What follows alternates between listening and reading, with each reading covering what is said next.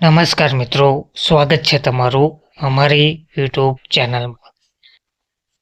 તો મિત્રો, કેન્દ્ર સરકાર દ્વારા મોંઘવારી ભથ્થામાં વધારો કર્યા પછી હવે વિવિધ રાજ્ય સરકારો પણ મોંઘવારી ભથ્થામાં વધારો કરી રહી છે અને દિવાળી પહેલા તેમના કર્મચારીઓને ભેટ આપી રહી છે. વધુ એક રાજ્ય સરકારે સરકારી કર્મચારીઓ તથા પેન્શનરો માટે આ લાભ જાહેર કર્યો છે, એટલે કે ડીએમાં વધારો જાહેર કર્યો છે. મોંઘવારી ભથ્થા અને મોંઘવારી રાહતમાં વધારો જાહેર કરતા રાજ્ય સરકારના લાખો કર્મચારીઓમાં ખુશીની લહેર જોવા મળી રહી છે. 12.40 લાખ જેટલા લોકોને ફાયદો થશે, કર્મચારીઓને ફાયદો થશે. મોંઘવારી ભથ્થામાં 3% વધારો જાહેર કરવામાં આવ્યો છે અને દિવાળી પહેલા આ ભેટ આપવામાં આવી છે.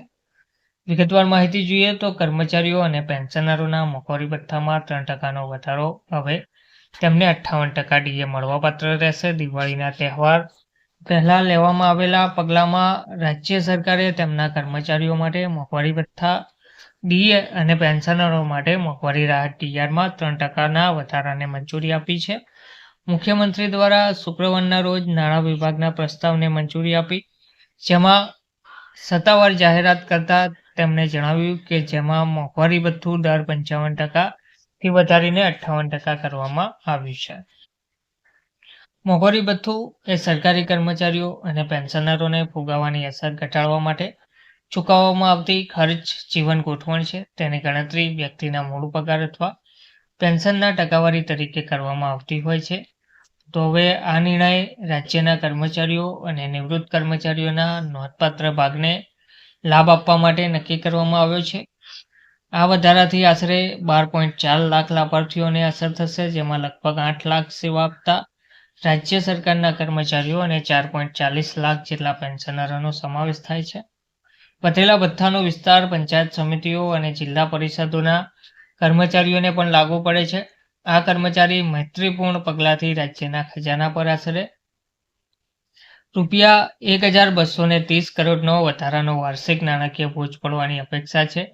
કેન્દ્ર સરકારે આ સપ્તાહની શરૂઆતમાં પોતાના કર્મચારીઓ માટે ડીએ વધારવાના આવા જ નિર્ણય બાદ આ જાહેરાત કરી છે. મુખ્યમંત્રી શર્માએ રાજ્યના નાણાં વિભાગને નિર્દેશ આપ્યો હતો કે તેઓ પોતાના કર્મચારીઓ અને પેન્શનરો માટે વિલંબ કર્યા વિના તાત્કાલિક ધોરણે વધારો લાગુ કરે. ડીએ વધારા ઉપરાંત રાજ્ય સરકાર બોનસ આપવાની તૈયારી પણ કરી રહી છે.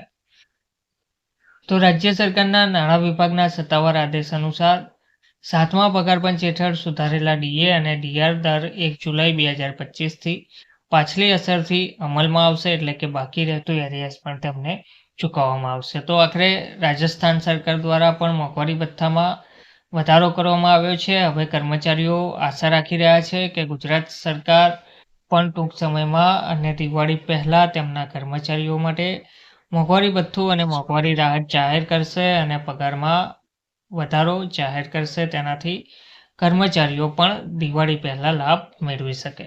ધન્યવાદ.